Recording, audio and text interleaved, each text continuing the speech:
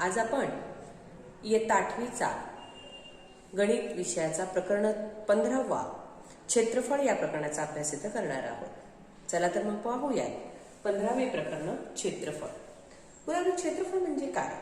पहिल्यांदा ही मुद्दा लक्षात घ्या। आपण बऱ्याच इयत्तांमधून बघतोय 6वी 7वीला आपण क्षेत्रफळचे सूत्र पाहिलेली आहेत। आयताचं क्षेत्रफळ, त्रिकोणाचे क्षेत्रफळ काढत आलात तुम्ही। आयताचे क्षेत्रफळ म्हणले की तुमच्या पटकन लक्षात येतं आयताचं क्षेत्रफळाचं काय सूत्र तुमच्या लक्षात येतं पटकन। आयताचे क्षेत्रफळ बरोबर लांबी गुणिले रुंदी असं सूत्र तुम्ही वापरत आलेला आहात। हे सूत्र कसं आलं तेही तुम्हाला आहे। मग हा लांबी गुणिले रुंदी घेऊन जो आयताचं क्षेत्रफळ काढतो हे सूत्र आपल्याला माहितीये। त्रिकोणाचं क्षेत्रफळाचं सूत्र माहितीये। त्रिकोणाचे क्षेत्रफळ जे तुम्ही सतत वारंवार वापरत आलात त्याचा मी उल्लेख करते मुद्दामून, तुम्हाला अंदाज यावा। त्रिकोणाचे क्षेत्रफळ काय सूत्र 1/2 गुणिले पाया गुणिले उंची, हे सूत्र तुम्ही वापरत आलेले आहात, हो की नाही? तर असं तुम्ही क्षेत्रफळ ही संकल्पना तुम्हाला ऑलरेडी माहिती आहे। आता थोडंसं पहा, आठवत असेल तर खूप बरं, नसेल तर त्याची मेन कन्सेप्ट जी आहे ती लक्षात घ्यायची मुलांनो। क्षेत्रफळ म्हणजे काय तरी मुद्दा लक्षात घ्या। क्षेत्रफळ, क्षेत्र म्हणजे एरिया, तो क्षेत्र जी आकृती आहे त्या आकृतीचं क्षेत्रफळ काढायचं असं। समज त्रिकोण असेल, आता समजा मी त्रिकोण काढलं, हा त्रिकोण, या त्रिकोणाने किती जागा व्यापली हे पहा। व्यापलेली जागा इथं आत भरीव दाखवले की नाही, तर एवढी जागा त्या त्रिकोणाने व्यापलेली। मग हे त्रिकोणाने किती जागा व्यापली बाबा ते काढणं म्हणजे त्याचं क्षेत्रफळ काढणं। आयताचं क्षेत्रफळ काढलात तुम्ही, आयत लांबी, याला लांबी म्हणतो आपण, याला रुंदी म्हणतो, माहिती आहे आपल्याला। लांब असलेली लांबी आणि कमी अंतर असलेला रुंदी झाला।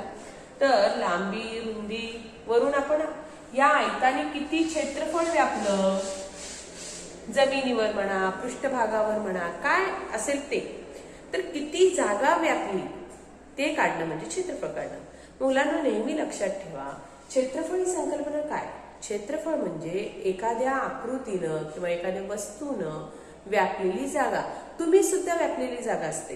तुम्ही बसता एखाद्या बेंचवर किंवा एखाद्या जागेवर बसता, तेवढी जागा तुम्ही व्यापलेला आहात। जमिनीवर बसला असेल तर जमिनीवरची जागा व्यापलेला आहात, बेंचवर बसला असेल तर तेवढी बेंचवरची जागा व्यापलेला आहात, म्हणजे क्षेत्रफळ असं काढते। आता ह्या नियमित आकृती आहेत, ह्याचं सूत्राच्या सहाय्याने आपण क्षेत्रफळ काढू शकतो। आता तुम्ही बसलेल्या जागेचं काढायचं म्हणलं तर थोडं अनियमित आकार येतो, तो काही असा पर्टिक्युलर त्रिकोण चौकोन असं येत नाही। सूत्राच्या सहाय्याने काढणं थोडंसं अवघड होतं, आलेख पद्धतीने काढतो क्षेत्रफळ। ते अनियमित आकाराचं असेल तर हे नियमित आकार आहेत। नियमित आकाराचे क्षेत्रफळ आपण सूत्र वापरून सहजतेने काढू शकतो। हे सूत्र कसे आले तो भाग त्या त्या इयत्तेमध्ये तुम्हाला झालेला आहे, ठीक आहे। त्रिकोणाचं क्षेत्रफळ हा पाया आणि पायावर उंची असते। उंची आणि पायामध्ये नेहमी 90 अंशाचा कोन असतो, ते लक्षात घ्या। आता पुन्हा वेगवेगळे प्रकारचे त्रिकोण असतात, त्याची काहींची उंची बाहेर असते, काहींची उंची आत असते। विशाल कोन त्रिकोण, लघु कोन त्रिकोण, हा लघु कोन त्रिकोण आहे, त्याची उंची ही आतच असणार आहे। फक्त आपल्या लक्षात घ्यायचे पाया आणि उंचीमध्ये 90 अंशाचा कोन असतो। ही उंची आपल्या घराला उंची असते पहा, खांब, म्हणजे जनरली तुम्ही डे टू डे लाईफ मध्ये उदाहरण घ्या, तुमच्या चांगलं लक्षात येईल। त्रिकोणाचे क्षेत्रफळ झालं, आयताचे क्षेत्रफळ लांबी गुणिले रुंदीने काढू शकतो। अशी क्षेत्रफळ काढायची संकल्पना तुम्हाला इथं अजून पुन्हा उल्लेख करायची, ओके। आता पहा आणखीन एक सूत्र पाहूया, चौरसाचे क्षेत्रफळ। हेही सूत्र पाहिले तुम्ही गेल्या वर्षी, गेल्या इयत्तेमध्ये। चौरसाचे क्षेत्रफळ आपण रिव्हिजन करतोय बरं का, हे सगळं असावं तुम्हाला, म्हणजे तुमच्या ज्ञानामध्ये एक एक सूत्र वाढतायत हे लक्षात घ्या मुलांना। 8वीचे सूत्र आता बघणारच आहेत, 7वी पर्यंतचे झालेले पुन्हा आपण थोडंसं रिव्हिजन करतोय। चौरस, चौरस आकार माहिती आहे सगळ्यांना। चौरसाचे क्षेत्रफळ, चारी बाजू समान असलेली आकृती, चारी बाजू समान मापाचे असतात। चौरस, चौरंग, हात रुमाल, हे सगळे चौरस आकृती आहेत। आयत ओळखता यायला पाहिजे मुलांनो, हा आयत आहे हे लक्षात घ्या। हा त्रिकोण आहे, त्रिकोण तर काय लक्षात येतोच पटकन।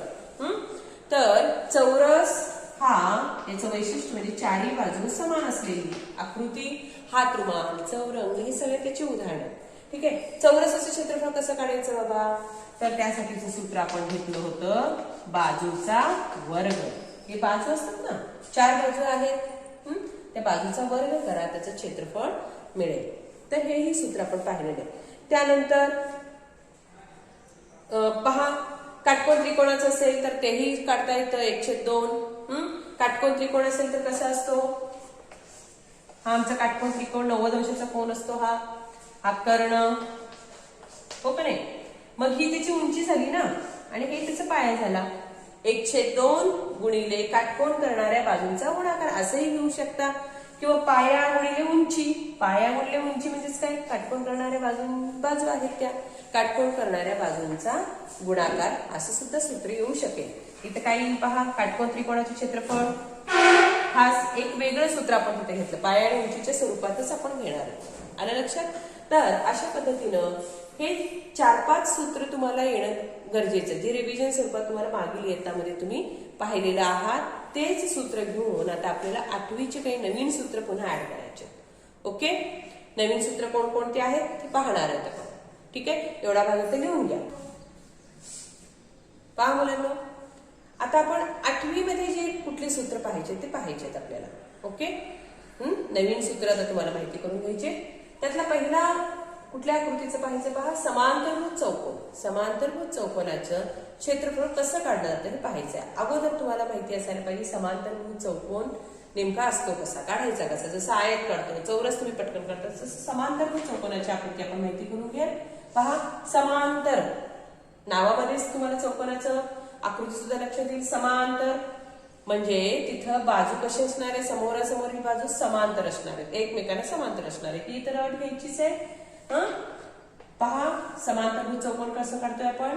आयतासारखाच काढायचा आहे, लांबी आणि ही रुंदी कमी असलेला, परंतु तिरकस आकृती. तुमच्या लक्षात येण्यासाठी आपण आकृतीला थोडस तिरकस आहे मी असं लक्षात देते तुम्हाला. समांतरभुज चौकोन म्हणजे आयतच आहे, परंतु तो तिरकस केलाय. तर लक्षात घ्या, हा आमचा समांतरभुज चौकोन. पहा, आयतासारखा दिसतोय परंतु तिरकस. लक्षात ठेवण्यासाठी तुम्हाला ती भाषा सांगितली. तर ही लांबी म्हणजे हे लांब असलेला आणि रुंदी, लांबी रुंदी असं नाव द्यायचं नाही आपल्याला. समांतरभुज चौकोन. ओके, समोरासमोरील बाजू बघा कसे एकमेकांना समांतर आहेत, कधीही छेदणार नाही. असंच वर वाढवत जावा, छेदतील का हो? नाही छेदणार. असंच खाली वाढवत जावा, छेदतील का? नाही. हे पहा, ह्या भुजा वाढवत जावा, अजिबात छेदणार नाही. म्हणून समांतर, एकमेकांना कधीही न छेदणाऱ्या त्यांच्या भुजांचे समोरासमोर बाजू असतात, म्हणून त्याला नाव का दिले आपण? समांतरभुज चौकोन. ओके, तर समांतरभुज चौकोन लक्षात आलं. आता याचं क्षेत्रफळ कसं काढायचं हे महत्वाचं आहे आपल्याला. पहा, समांतरभुज चौकोनाचे क्षेत्रफळ इथे घेऊयात आपण. समांतर भुज चौकोनाचे क्षेत्रफळ. मी थोडं चौकोनाचे चिन्हात घेतलंय बरं का जागेसाठी, तुम्ही चौकोनाचे असं लिहायचंय.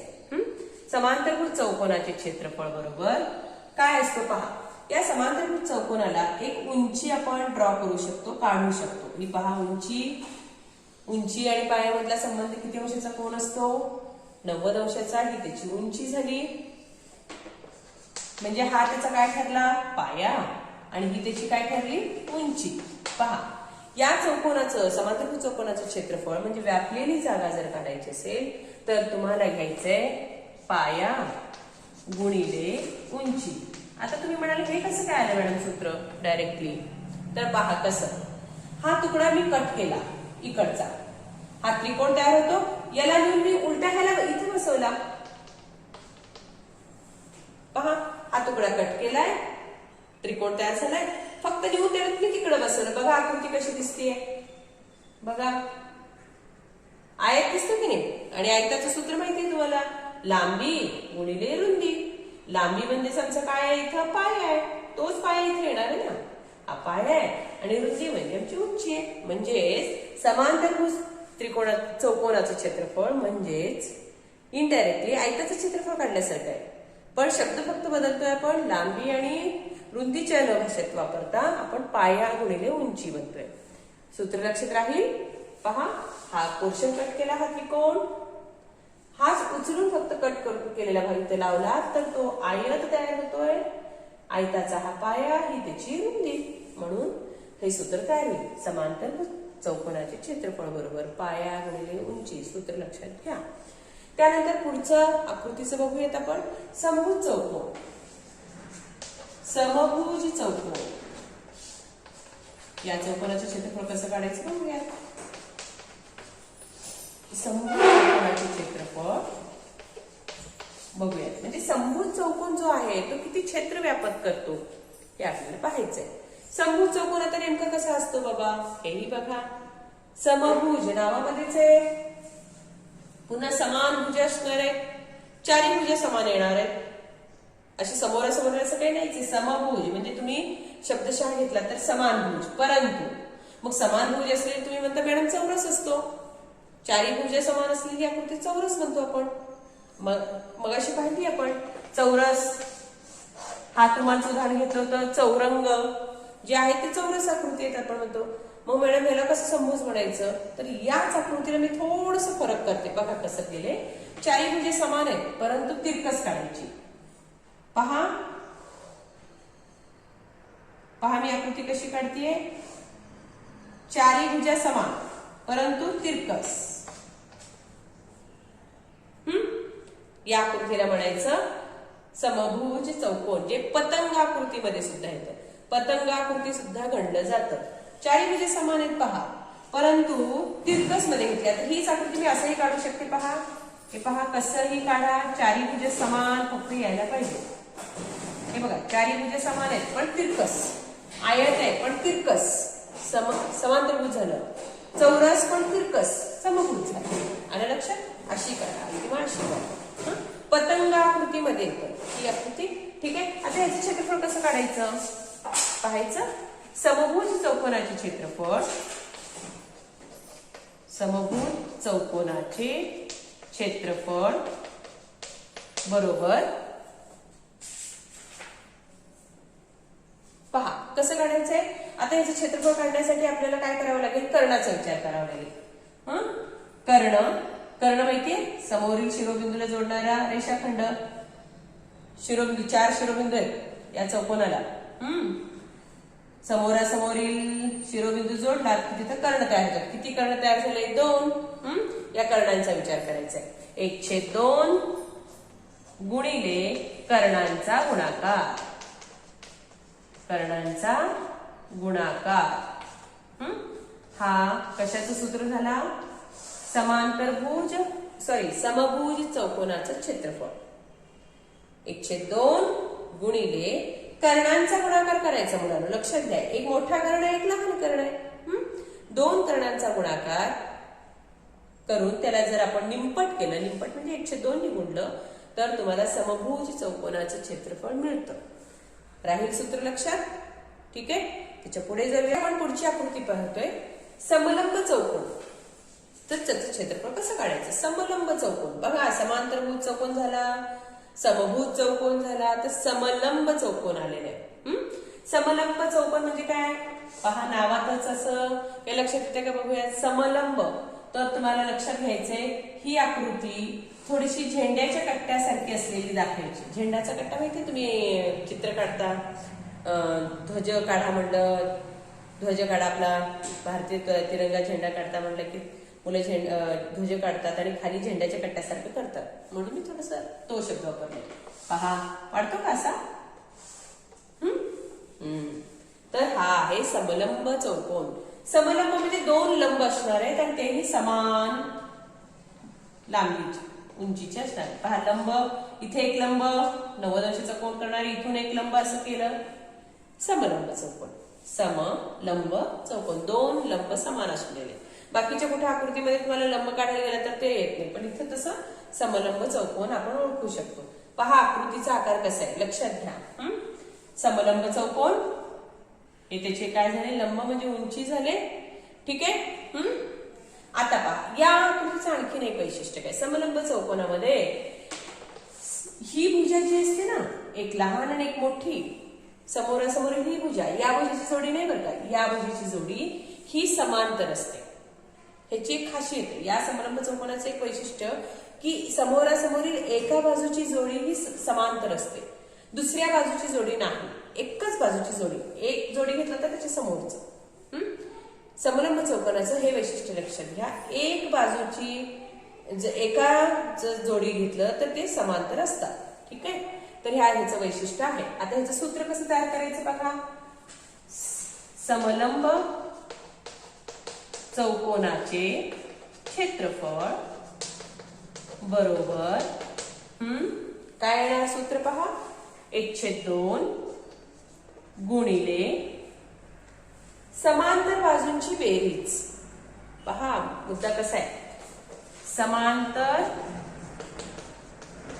बाजूंची बेरीज हे मुद्दा लक्षात घ्या, गुणिले उंची. तुम्ही सरळ रेषेत लिहा 1/2 गुणिले समांतर बाजूंची बेरीज कंसात लिहा, कारण बेरीज हा क्रिया आहे तिथं, बेरजेची क्रिया असल्यामुळे ते कंसात घ्यायचा. कंसात लिहिलं मी समांतर बाजूंची बेरीज गुणिले उंची. तर असं सूत्र येणार. त्या जेव्हा आपण उदाहरणं सोडवतो तेव्हा तुम्ही आणखीन क्लिअर होईल. तर हे त्याचं सूत्र झालं. समलंब चौकोनाचं क्षेत्रफळ काय आलं पहा मग, 1/2 गुणिले समांतर बाजूंची बेरीज. समांतर बाजू ही आहे. आता नावावर काही दिलं नाही आपण जस्ट सूत्र बघतोय. तर समांतर बाजूंची बेरीज ही करायची गुणिले उंची. तर हे तुम्हाला कशाचं सूत्र मिळेल, समलंब चौकोनाचं क्षेत्रफळ. त्यानंतर आपल्याला त्रिकोणाचं क्षेत्रफळही काढायचंय. विशिष्ट आकारात नसलेले त्रिकोणाचे क्षेत्रफळ काढता येतं का बघायचं, पाया आणि उंची नसताना बरं का, तेही काढायचे. पण नेक्स्ट व्हिडिओमध्ये आपण ते सूत्र बघणार आहेत, ज्याला हिरोचं सूत्र म्हणणार आहेत आपण. या प्रकरणामध्ये तो एक घटक आपल्याला घ्यायचा आहे. त्यानंतर अनियमित जागेचं जर क्षेत्रफळ काढायचं, असं काही तुम्ही म्हणाल का, आमच्या आजूबाजूला मॅडम एवढी जागा आहे, शेत आहे समजा किंवा घराची जागा आहे, असं काही नसतं की ते चौरसच असतं, त्रिकोणच असतो किंवा त्रिकोण तर नसतोच, पण असेल तरी असं काही सांगू शकत नाही की ते एका विशिष्ट आकारात बसतं, नियमित आकारात बसतं. मॅडम तो बरोबर समभुज चौकोन आहे, बरोबर समांतरभुज चौकोन जागा आहे असं म्हणू शकत नाही. कसाही आकार असू दे त्याचं सुद्धा क्षेत्रफळ काढता येतं, ज्याला आपण म्हणतो अनियमित आकाराचं जागेचं क्षेत्रफळ. अनियमित जागेत आता शेत वगैरे असेल तर पहा, एका बाजूला कमी एका बाजूला जास्त, असं कमी जास्त असतो, तो अनियमित आकारामध्ये आपण गणना करणार आहे. अनियमित जागेचं सुद्धा क्षेत्रफळ काढता येतं मुलांना, ते सुद्धा आपल्याला पुढच्या व्हिडिओमध्ये पाहिजे. तर त्रिकोणाचं क्षेत्रफळ, अनियमित जागेचं क्षेत्रफळ आपण पुढच्या व्हिडिओमध्ये बघणार आहे. ठीक आहे, आतापर्यंत तुम्हाला या व्हिडिओमध्ये लक्षात काय घ्यायचंय, एकूण आपल्याला किती सूत्र पाहायचे, 3. समांतरभुज चौकोनाचे क्षेत्रफळ पाया गुणिले उंची, समभुज चौकोनाचे क्षेत्रफळ 1/2 गुणिले कर्णांचा गुणाकार, आणि तिसरा आहे समलंब चौकोन जो झेंड्याच्या कट्टासारखा असतो, समलंब चौकोनाचे क्षेत्रफळ बरोबर 1/2 गुणिले समांतर बाजूंची बेरीज गुणिले उंची. आलं लक्षात. हे 3 सूत्र मुलांनो पाहायचे, पक्के करायचे. येता जाता तुम्ही तो लिहावं लागेल, एक सूत्र 5-5 वेळा लिहा. आता या व्हिडिओमध्ये काय काय शिकवलं ते सगळं तुम्हाला वहीत नोट डाऊन करायचंय. जे सूत्र मी कसं काढत गेले तसं तुमच्या वहीत ते सगळं संग्रही असू द्या. प्रत्येकाने हा भाग पूर्ण करायचा आहे. ओके, फक्त व्हिडिओ बघायचं नाहीये, तर वहीत काय काय तुम्हाला लिहायला सांगितलं, आता फळ्यावर 3 सूत्र, त्याच्या अगोदर काही सूत्र सांगितले, ते सगळं तुम्ही नोट डाऊन करायचंय, लिहून काढायचंय, जे तुमच्याकडे असणं गरजेचं आहे. ओके, ठीक आहे. पुढच्या भागमध्ये आपण याच्यावरची उदाहरणं बघणार आहोत. आपण इथेच थांबूयात. धन्यवाद.